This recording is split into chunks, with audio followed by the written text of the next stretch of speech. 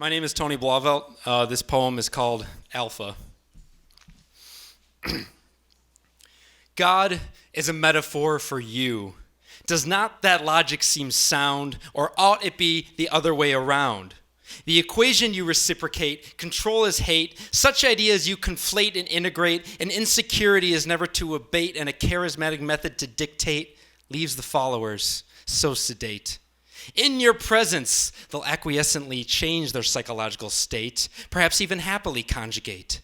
But hearken, world, let he, the calm and sensitive man, the world's sacrificial lamb, he who refuses to consume simply because he can, he who is of his actions aware, who keeps his trophy case of masculinity bare, whose testosterone count is irrelevant because empathy is what he can do and narcissism what he can't.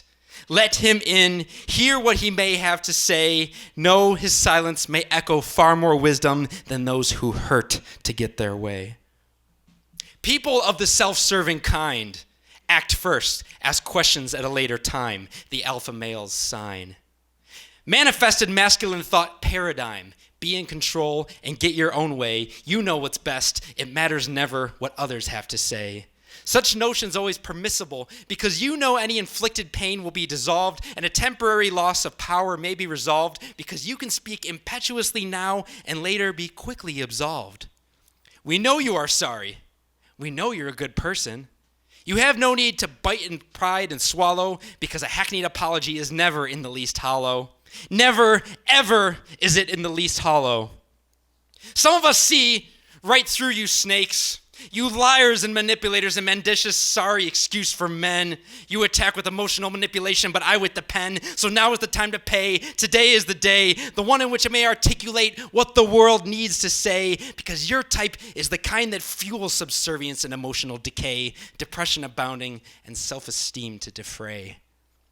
Extrapolate the power structure theories of your need for dominance, control and money adjoined with callous sex. See the roots of such behaviors in little boys fighting to make playmates their subjects as they compete for playground dominance with sneering, self-assured countenance in pursuit of this, control and dominion's bliss. Such things begin at a tender age, one reserved for candy, cartoons, and silly fits of fist-clenching rage. But put a dozen little boys in a room, their only difference from men, the lack of adult costume. Power is divided, roles are thus chosen. It is here where intimidation is aflame and democracy is frozen. It is a perennially manifest, ingrained with relative ease disease, a Lord of the Flies disease, a hunger for power amidst the shadows and tall trees, and consequently subservience from those who are afraid or too eager to please. Such behavior is not only exhibited in politics and war, but every day in the pedestrian power searches, in the businesses and the churches, hostile birds on their perches. Lions want to lead the pride, men want to be the assured guide, where they claim they'll provide but really wish to preside, and everything with a heartbeat has lied to get inside the position they've always eyed, where they may decide the social divide, and where to fight alongside is a euphemism for to misguide, for the glorification of one's own sexuality and ostentatious pride. And to the followers of such, do you follow because it's a role that you truly embrace, or simply because you know of no other place? Why does every group need a leader? One to call the shots and pull rank, your politician, one to write and rewrite the central plank? An example of the self-absorbed narcissist, you are the superlative. Your defining characteristic, that of the manipulative. Your efforts to attempt empathy, even less than conservative. You perpetuate a disease, an affliction of self-loathing, nothing but a wolf in sheep's clothing. I used to feel guilt. It was like heat stroke, this overwhelming sensation attacking my brain, shoving this freezing knife into my vital organs.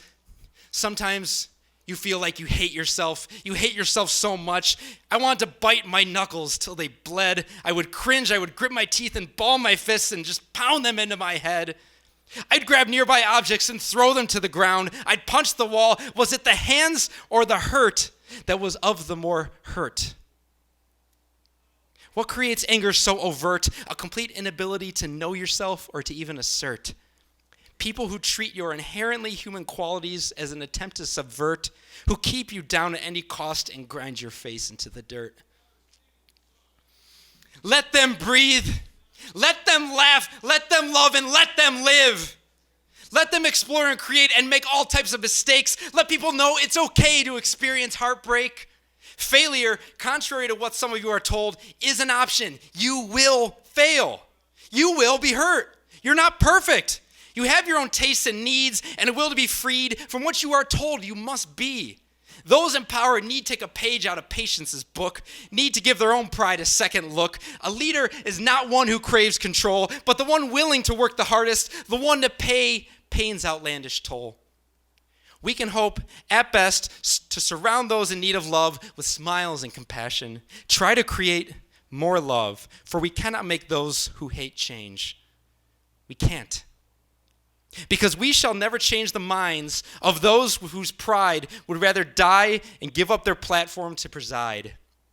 Those too infinitesimal to admit how much they crave the need to chide, to be in control and be snide. Those who won't change because they've too much pride to have ever even tried.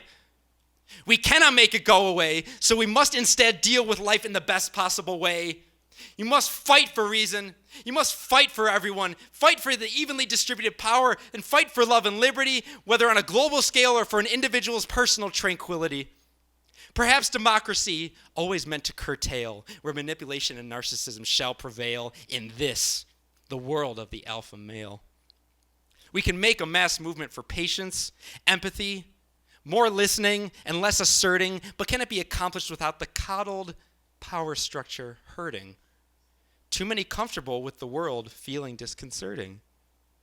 Making people feel small is not okay. Power need not belong to those who manipulate and betray, who view themselves so dominant and the rest as prey. Do not jack a piggy to get your own way. The human species must develop new methods of pedagogy, conflate history to learn a past error and atrocity with empathy to learn human equality despite poor or wealthy and fear and jealousy. God had a neutral plan that humans took regrettably and dealt with so unacceptably. One ostensibly of serenity that has resulted in supremacy executed so contemptuously and often violently.